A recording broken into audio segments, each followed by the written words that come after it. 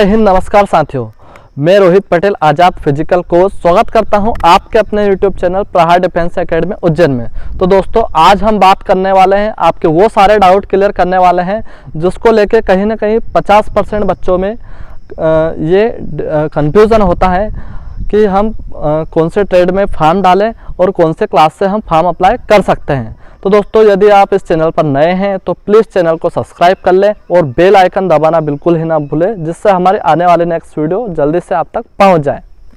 तो दोस्तों, बहुत सारे युवा सोच लेते हैं कि भाई हमें आर्मी में जाना है, आर्मी हमें ज्वाइन करना है, लेकिन ट्रेड नहीं पता हमको कौन से ट्रेड में हम आप फॉर्म डालें या कितने ट्रेड होते हैं आर्मी में फॉर्म डालने के लिए। तो दोस्तों, सबसे पहले हम समझ लेते हैं कि ट्रेड क्या चीज़ होती है। सब बहुत सारे बोलेंगे कि ट्रेड का तो हमें पता ही नहीं, हमें तो आर्मी में जाना है। तो ट्रेड ठीक उसी प्रकार है जैसे सिंपल भाषा में आपको छत पे जाने के लिए सीढ़ियों का सहारा लेना पड़ता है, ठीक उसी प्रकार फौज में ज्वाइन होने के लिए आपको एक ट्रेड चुनना होता है। एक ट्रेड में आप फॉर्म डाल सकते हो, उसके हिसाब से आप भर्ती दे सकते हो और ज्वाइन हो सकते हो। तो दोस्तों, सबसे पहले हम बात कर लेते हैं कि आर्मी में ट्रेड कितने प्रकार के होते हैं। तो दोस्तों, आर्मी में ट्रेड होते हैं 5 प्रकार के। 5 प्रकार के ट्रेड में आप फॉर्म अप्लाई कर सकते हो। 5 ट्रेड में से किसी भी एक ट्रेड में आप चुन के अपना फॉर्म अप्लाई कर सकते हो। तो सबसे पहले आ जाता है army tradesman, army technical, army GD और आर्मी नर्सिंग और आर्मी क्लर्क। जी हाँ दोस्तों, तो सबसे पहले हम बात कर लेते हैं कि यदि कोई विद्यार्थी 8वीं पास है तो 8वीं पास से उसके लिए कौन सी ट्रेड है जिसमें वो फॉर्म अप्लाई करके भर्ती देख सकता है। तो दोस्तों, उसके लिए रहेगा आर्मी ट्रेडमैन। जी हाँ दोस्तों, वो ट्रेडमैन में फॉर्म डाल के आर्मी की भर्ती देख सकता है। दूसरा आ जाता है 10वीं पास से। तो दोस्तों, 10वीं पास से रहता है आर्मी जीडी। आर्मी जीडी में उन्होंने शर्त ये रखी है कि यदि बंदा 10वीं पास है और उसका 45% होना अनिवार्य है और अनिवार्य के बाद में उसका ग्रेस नहीं होना चाहिए किसी सब्जेक्ट में। यदि ग्रेस है तो 10वीं से फिर फॉर्म नहीं डाल सकता है, वो फिर 8वीं से ट्रेडमैन में फॉर्म डाल सकता है।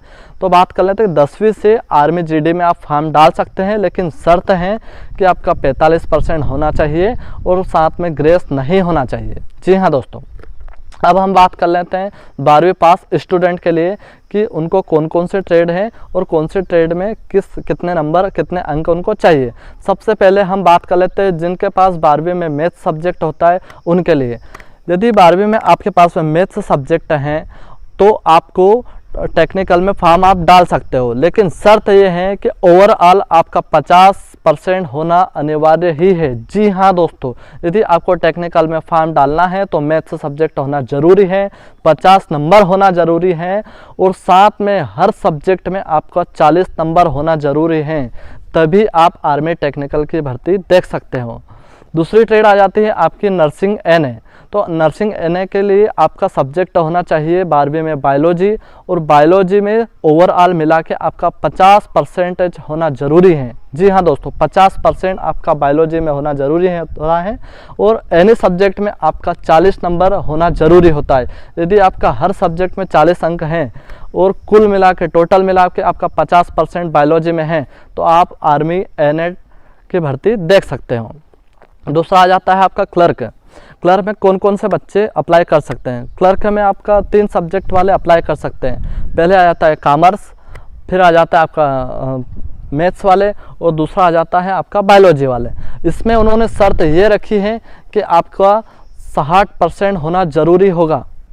जी हाँ दोस्तों, यदि आपका मैथ्स में 60% है, बायोलॉजी में 60% है और आपका कॉमर्स में 60% है और इन सब के साथ में 60% के बाद में आपका एनी सब्जेक्ट में 50 नंबर होना ज़रूरी ही है।